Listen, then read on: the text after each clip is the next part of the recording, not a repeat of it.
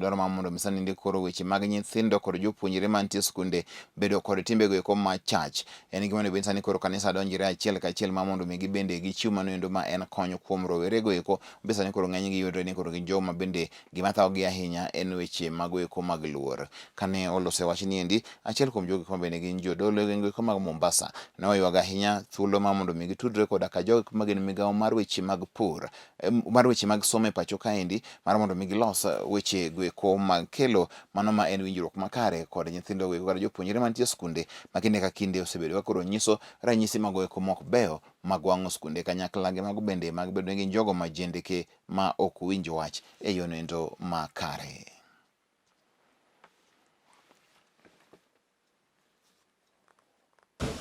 Mtoto wa kiume yule anachukua kitabu. Engage the clergy to talk. This is a spiritual thing. Engage the clergy to talk to the children. They change their mind. I've seen several of them changing their mind. Wakiwa mashoga, wakiwa wasangi, changing their mind. So let us not victimize them. Mashoga wako hata mapolisi, mashoga wako hata administrators, mashoga wako kila mahali. So why do we victimize children? No, it's not fair.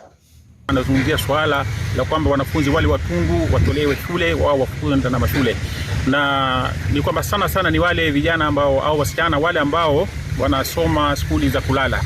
Na ikiwa itakuwa swala hili ni kwamba wale vijana ambao wameingia katika utundu au mambo mabaya katika jamii watengwe, kwaona hili si suluhisho.